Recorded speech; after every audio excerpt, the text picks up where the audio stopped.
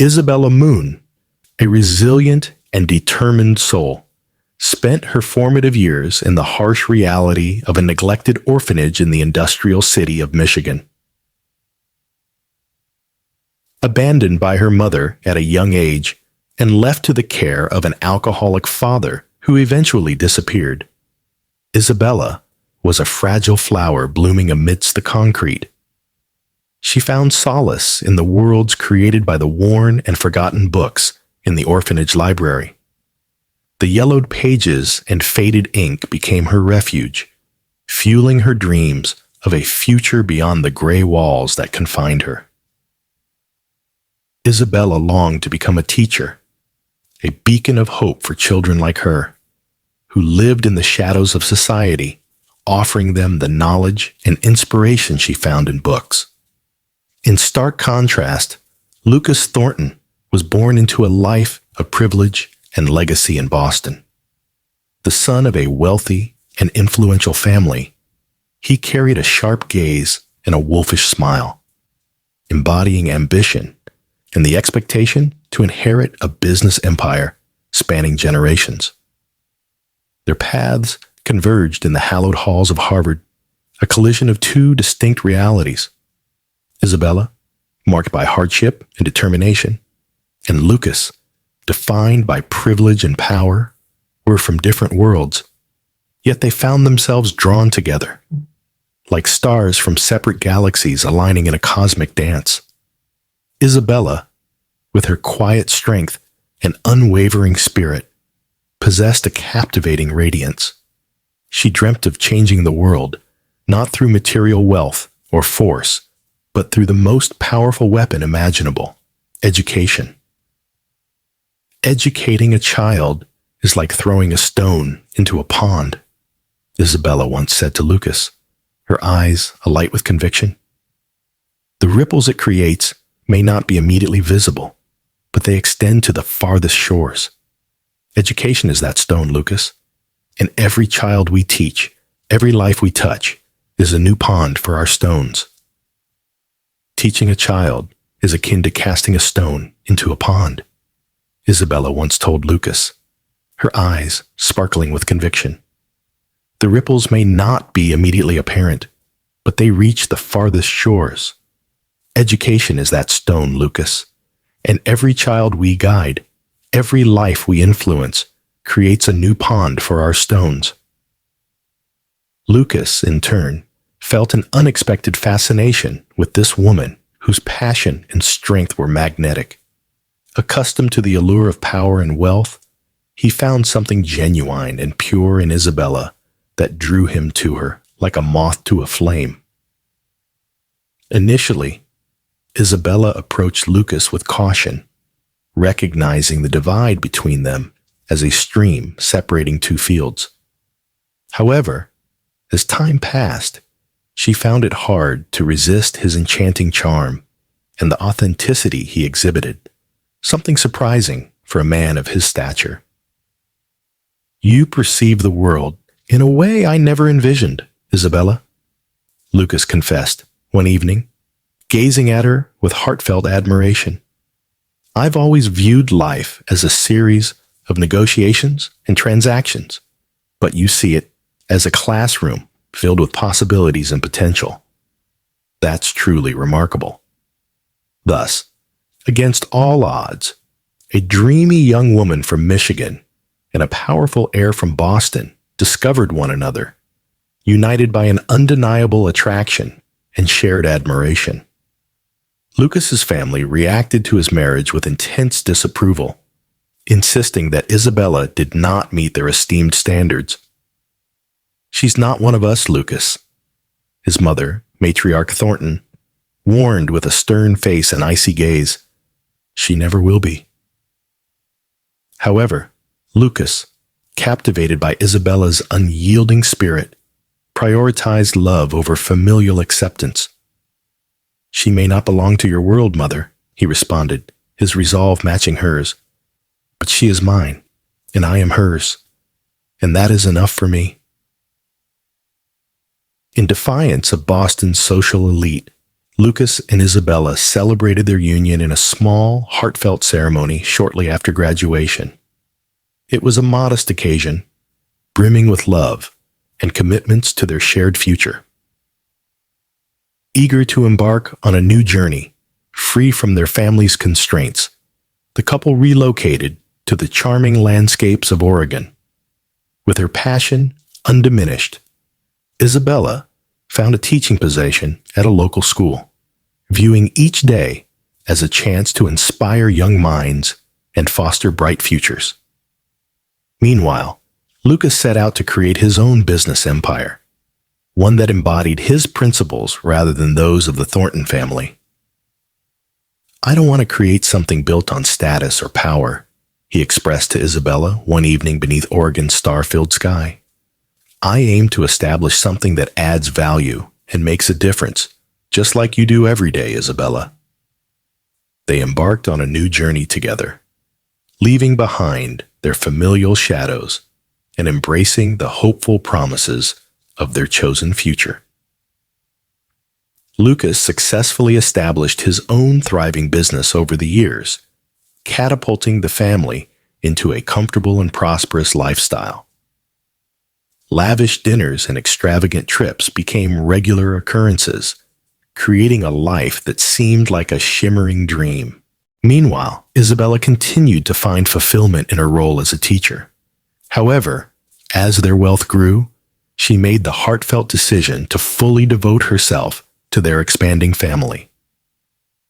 One evening, while holding a cup of tea and gazing at the crackling fire in the fireplace, Isabella expressed her thoughts to Lucas.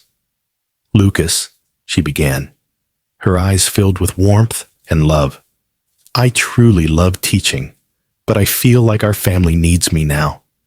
I want to be here for you and for our future children."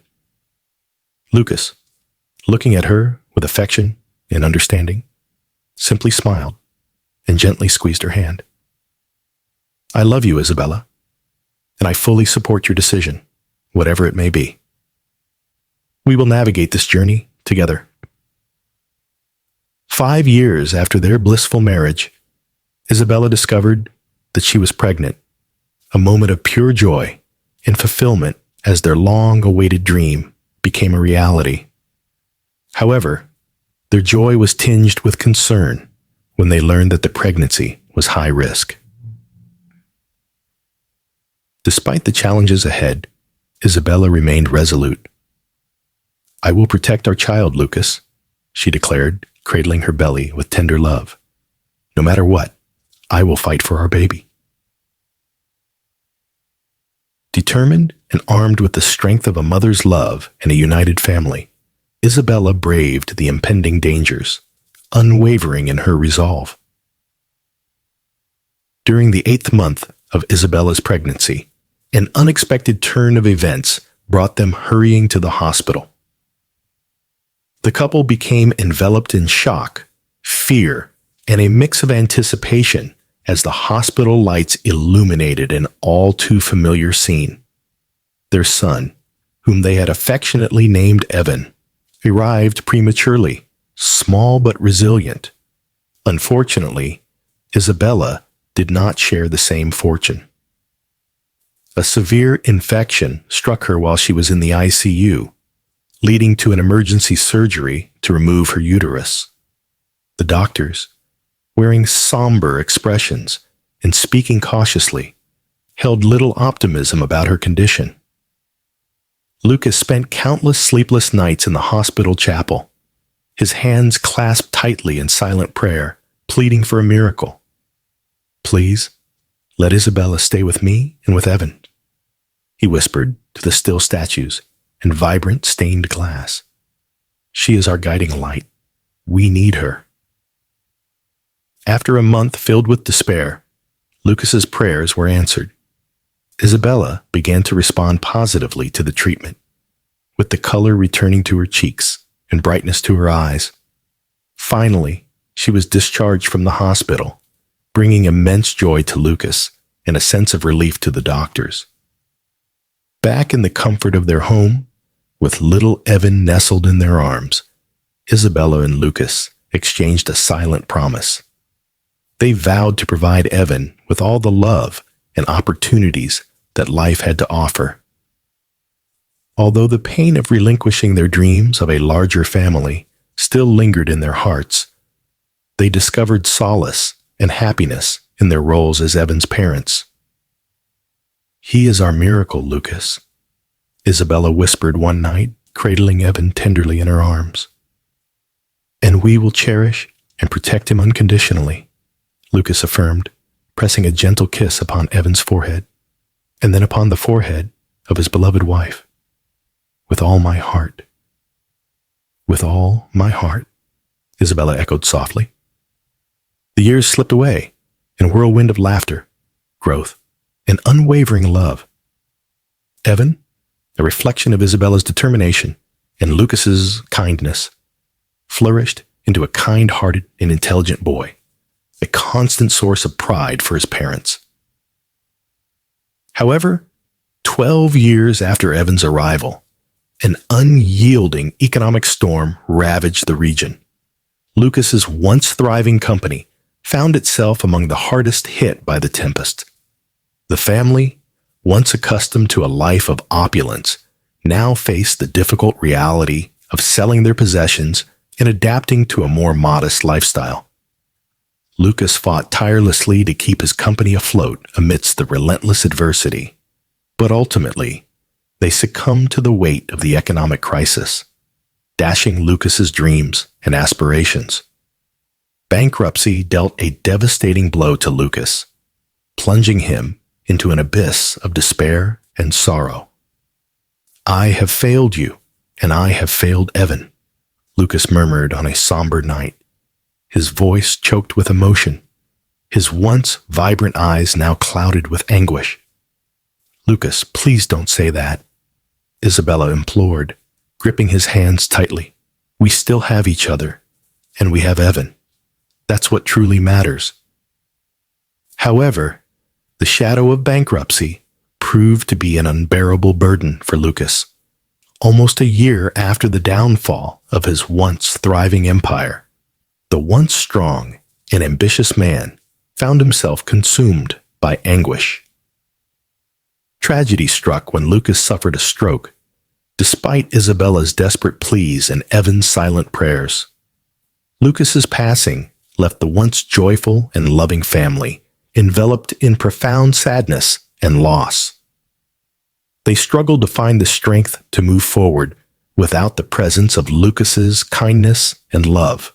Cloaked in grief, the family, once filled with laughter and affection, now grappled with the absence of their patriarch, facing a world that seemed to have lost its luster. Having endured the double blow of bankruptcy and the death of their father, Evan, already navigating the volatile phase of adolescence at 15, underwent a transformation from a gentle and kind boy to a rebellious teenager. Each day witnessed the growth of Evan's defiance, evident through open challenges and hurtful words directed at his mother. "You don't understand anything," Evan shouted once, his eyes gleaming with an unfamiliar rage that Isabella had lovingly caressed countless times before. Isabella found herself lost. The son she cherished so deeply seemed to be slipping through her grasp, transforming into a stranger right before her eyes. Yet despite the pain Evan's words inflicted, Isabella remained resolute. "Evan," she said one evening, her voice firm despite the tremor in her hands, "I comprehend your anger and pain. I feel the same, but we must continue moving forward. Your father would have wanted that." Although Evan had become a rebellious teenager, Isabella refused to back down.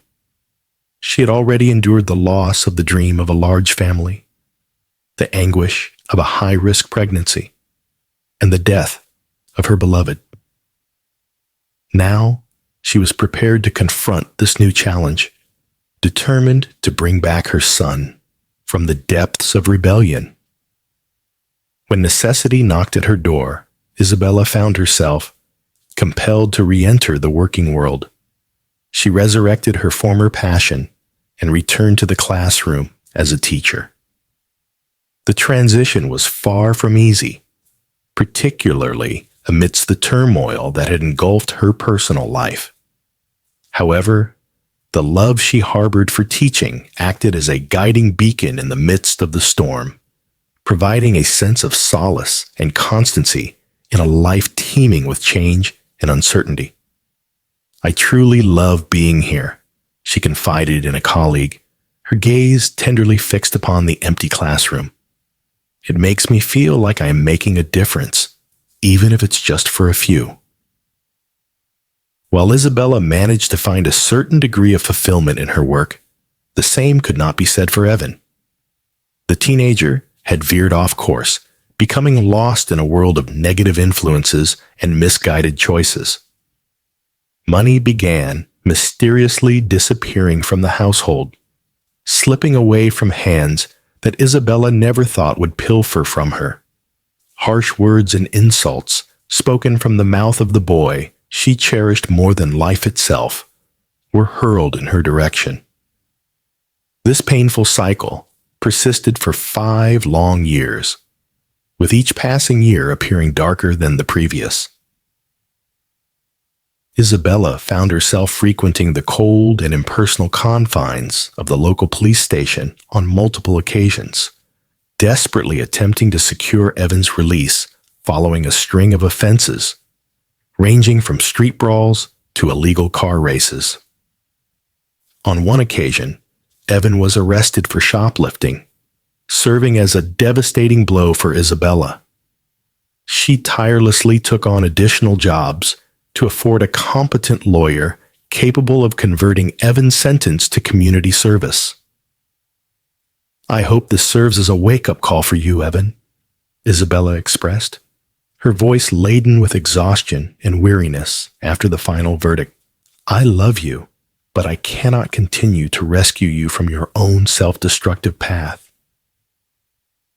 Yet the storm brewing over Isabella and Evan's lives had not yet unleashed its final tempest. On a fateful day, driven by desperation to feed his drug addiction and finding no solace within the confines of his own home, Evan succumbed to a terrible decision.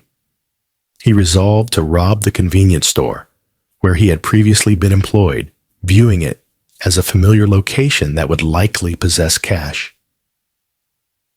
Although the store remained shuttered, silent, and immersed in darkness, Evan remained undeterred.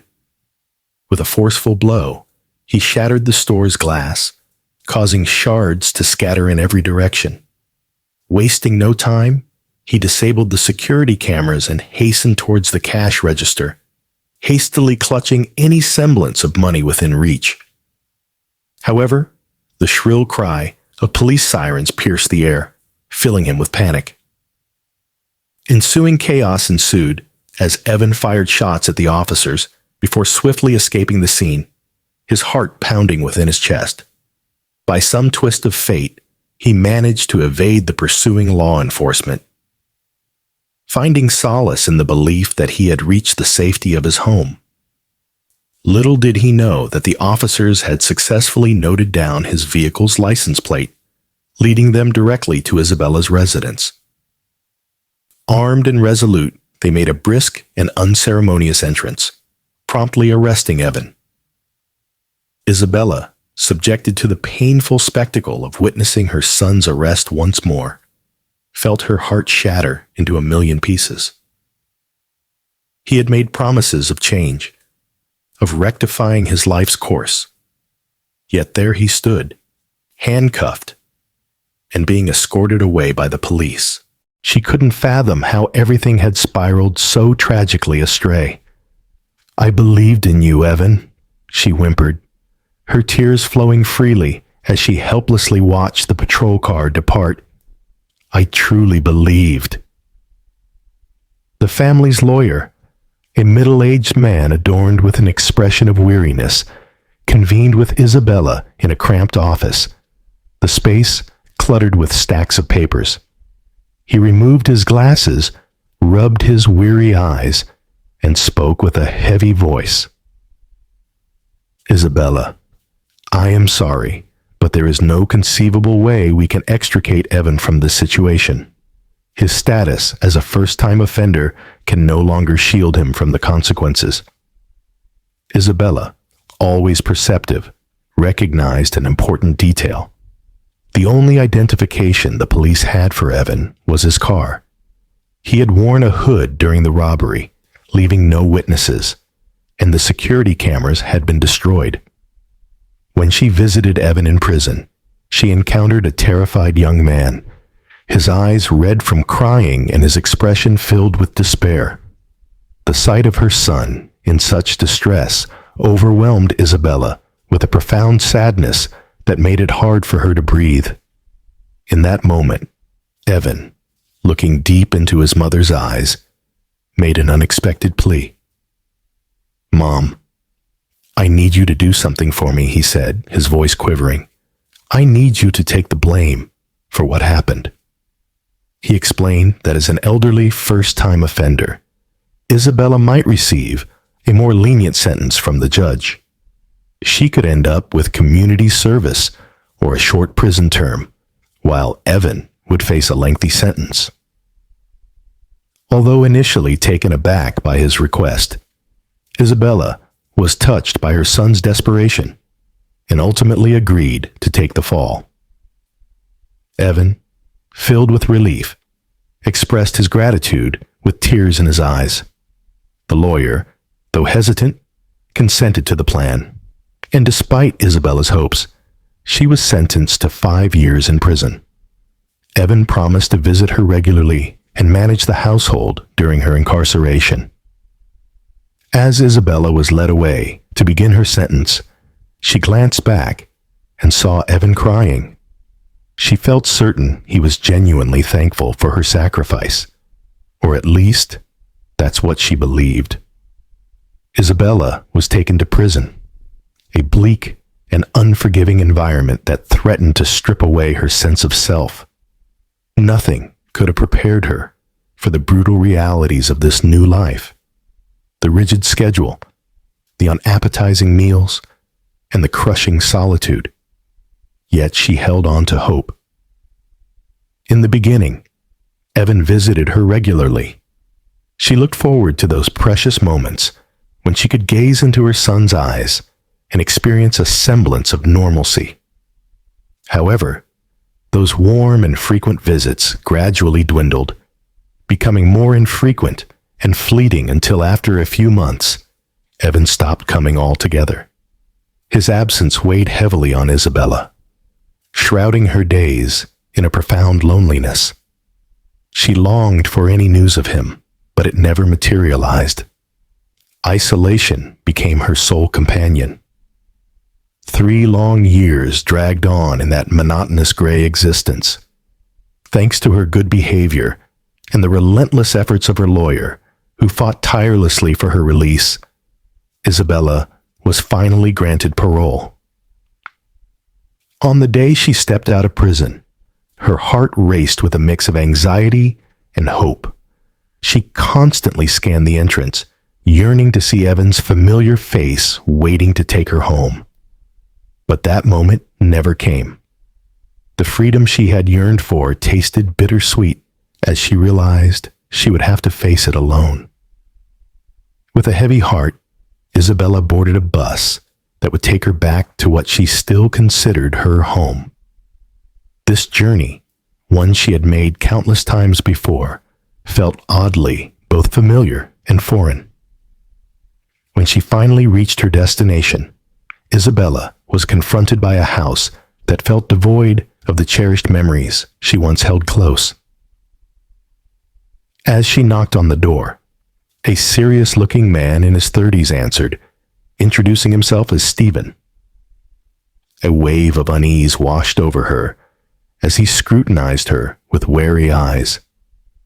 Isabella introduced herself, stating that she was the rightful owner of the home, but her words were met with a cold, dismissive glare. "I own this house now," Stephen declared firmly, leaving no room for discussion. Still, Isabella persisted, explaining that there must be a misunderstanding since her son Evan lived there. Stephen then revealed the shocking news that Evan had sold the house to him. The revelation struck Isabella like a blow to the gut, and she struggled to comprehend the enormity of what she was hearing. Summoning her courage, she shared her painful story with Stephen, recounting her journey of sacrifice. His demeanor began to soften, and the hostility in his expression faded. He then agreed to give Isabella the address Evan had provided him after the sale. After taking another bus, Isabella found herself at a dilapidated complex, each apartment serving as a stark reminder of the elusive American dream. With a racing heart, she approached the address Stephen had given her and knocked on the door. After what felt like an eternity, the door creaked open to reveal Evan. He looked worn and weary, his face reflecting the struggles he had faced.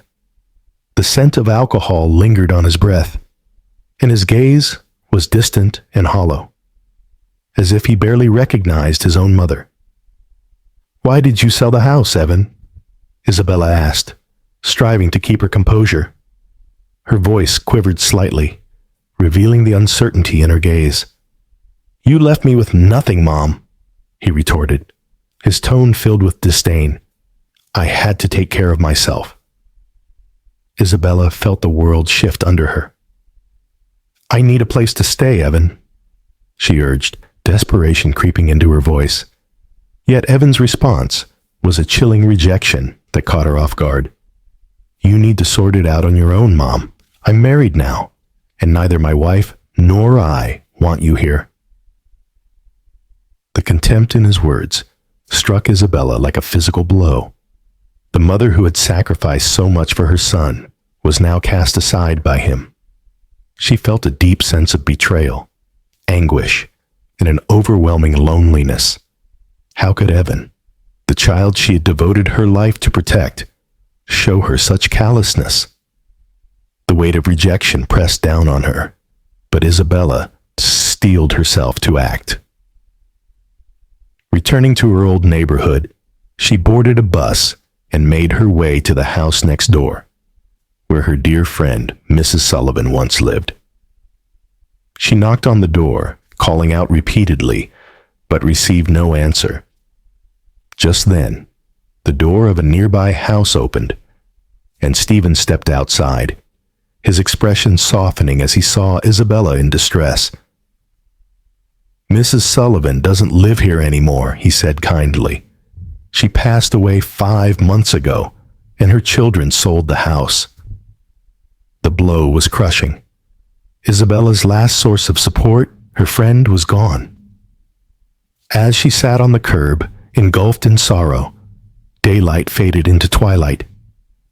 Tears streamed down her face as she confronted the stark reality of her situation.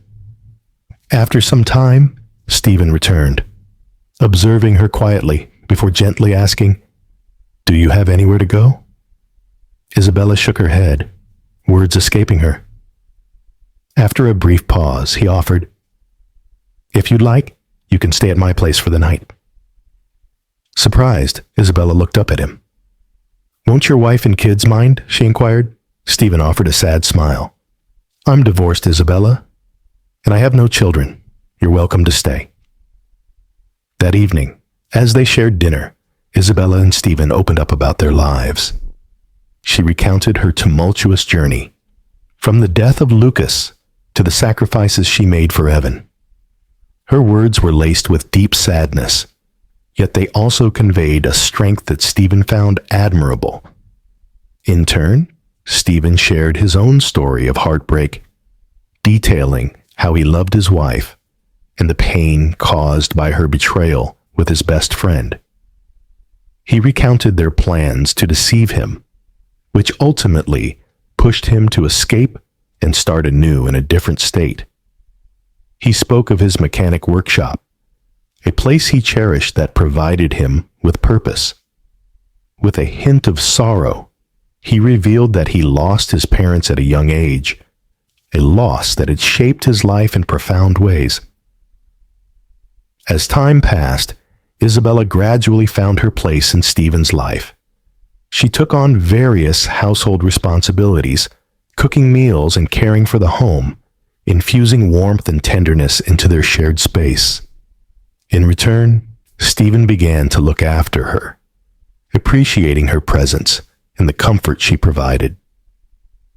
A bond formed between them, one reminiscent of a mother-son relationship, an unexpected yet heartwarming connection that blossomed into a new family dynamic. One sunny afternoon, Isabella noticed that Stephen had not returned for lunch as he typically would. Concerned, she picked up the phone to check on him. He answered promptly, explaining that he was caught up with work and planned to grab a quick bite outside. "Stephen," Isabella interjected, "I packed lunch for you." Amused by her insistence, Stephen chuckled and accepted her offer with gratitude. When she arrived at the workshop, he was engaged in a negotiation with a man selling parts. While Stephen greeted her with a smile, Isabella couldn't shake off a feeling of unease regarding his interaction with the seller. Later that evening, as they sat down for dinner, Isabella chose to voice her concerns. "Stephen," she began cautiously, "I have a feeling that man you were dealing with today might be a scammer." Stephen chuckled softly, shaking his head in disbelief. "Isabella, I appreciate your concern, but it's just business. There's no need to worry." Isabella remained evident. "This isn't just a feeling, Stephen.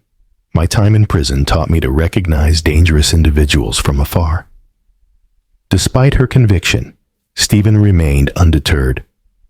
"I appreciate your concern, but I know what I'm doing," he said, offering her a comforting smile. Yet Isabella couldn't shake off her lingering apprehension. The following day, Isabella noticed a cloud of gloom hanging over Stephen as he stepped inside. He looked defeated, a stark contrast to the lively person she had come to know. When she inquired about his mood, he let out a deep sigh before answering. "I was taken advantage of, Isabella," he admitted, disappointment etched in his voice. "I bought parts from that man, paying a premium for them, only to receive a shipment of worthless junk. The quality is terrible, and I got far less than I ordered." Understanding that Stephen's disappointment was more than just financial, Isabella gently probed, "And the seller? Did he disappear?" "He did," Stephen replied, bitterness lacing his words. Isabella nodded knowingly. "I warned you, Stephen. He had bad intentions." "How did you know?" Stephen asked, genuine curiosity washing over him. The question lingered between them, filled with both admiration and confusion. Isabella let out a weary sigh, her expression softening as she spoke. "My time in prison was incredibly difficult, Stephen. It taught me how to recognize people with hidden agendas. That man had an insincere look about him." Stephen, recognizing Isabella's keen insight, felt a spark of inspiration. He gazed at her with newfound admiration. "Isabella," he said, "you have a remarkable ability to see through people. I would love for you to join my team. You could manage the paperwork, and, more importantly, assist in interviewing new hires. I believe you could help us avoid dishonest individuals." With a slightly awkward smile, he added, "As you mentioned, I have a good heart, but it has led me into trouble before. Your intuition could prevent us from facing more losses." Isabella smiled, moved by Stephen's faith in her. "I would be happy to, Stephen. I'll do everything I can to help you in the workshop." Thus, she began her journey at Stephen's workshop. She took charge of the paperwork, interviewed prospective employees, and infused the workplace with a warm, nurturing atmosphere. Her life alongside Stephen brought her joy, purpose, and a sense of belonging. It felt as though life had given her a second chance to nurture someone, and she embraced this opportunity fully. One day, Stephen decided it was time to expand the workshop team and set out to hire a new mechanic. He invited Isabella to assist him in the interview process, valuing her insight in selecting the right candidate.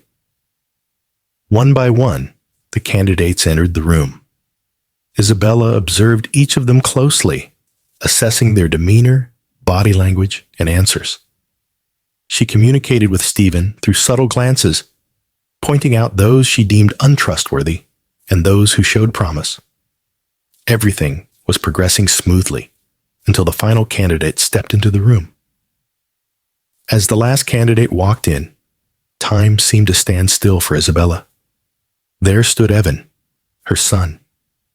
Shock washed over her, and for a moment, her heart felt as if it had stopped, a lump forming in her throat. Quickly, she summoned her composure, putting on a mask of professionalism. The surprise that had initially graced her features gave way to a controlled expression. The interview unfolded with an uncomfortable formality, as if they were nothing more than strangers.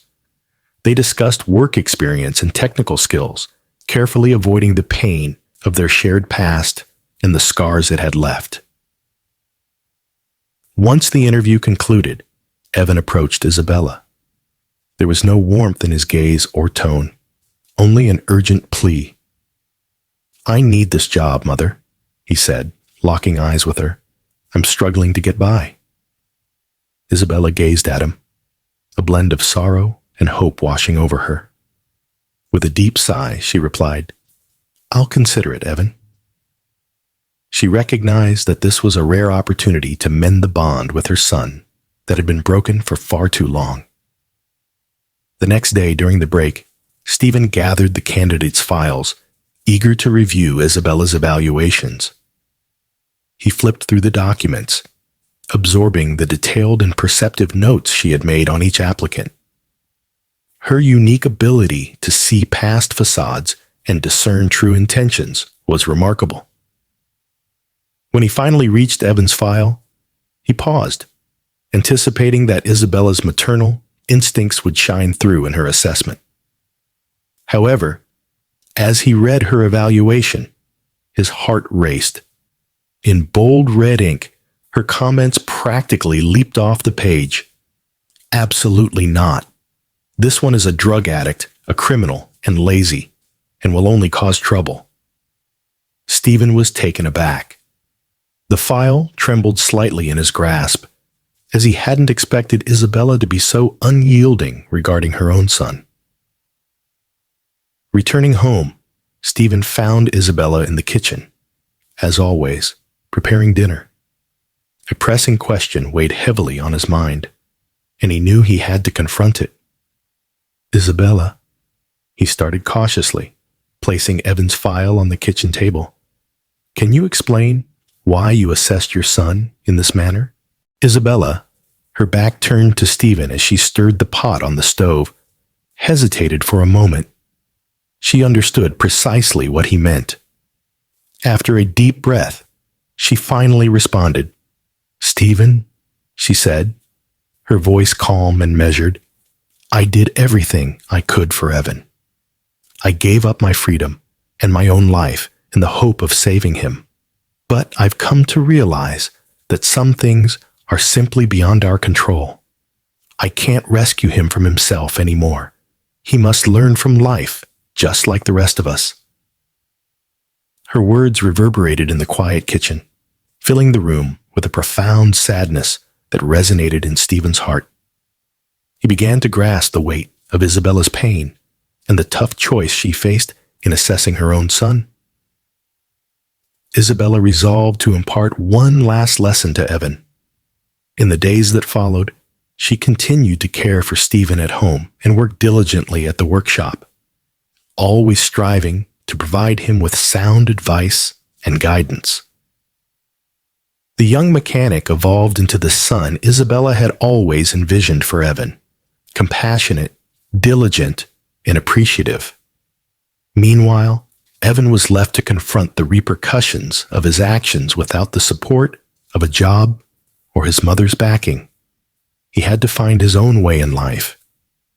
While Evan's future was uncertain, Isabella held on to the belief that life would steer him toward the path he truly needed. As time went on, Isabella and Stephen settled into a peaceful and fulfilling routine. Gradually, she discovered the tranquility she had long sought. Stephen's compassion and understanding illuminated her life, showing her that even amidst challenges, existence could still be beautiful and rewarding. Over the years, their friendship deepened, transforming into something more profound.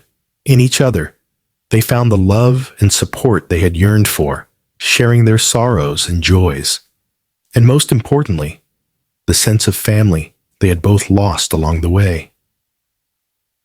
Isabella's story is a beacon of hope, showcasing the extraordinary strength of the human spirit. Faced with seemingly insurmountable challenges, she demonstrates the power of resilience, reminding us that courage and determination can illuminate even the darkest paths. Her journey teaches us that hope can emerge unexpectedly, transforming our lives in ways we could never have imagined. Isabella's story compels us to ask ourselves, what would we do in her shoes? Would we summon the courage to face adversity head-on, making the tough choices she did? Share your thoughts in the comments below. I'm eager to hear your perspectives. Your thoughts and feelings matter. If Isabella's story resonated with you, please show your support by hitting the like button.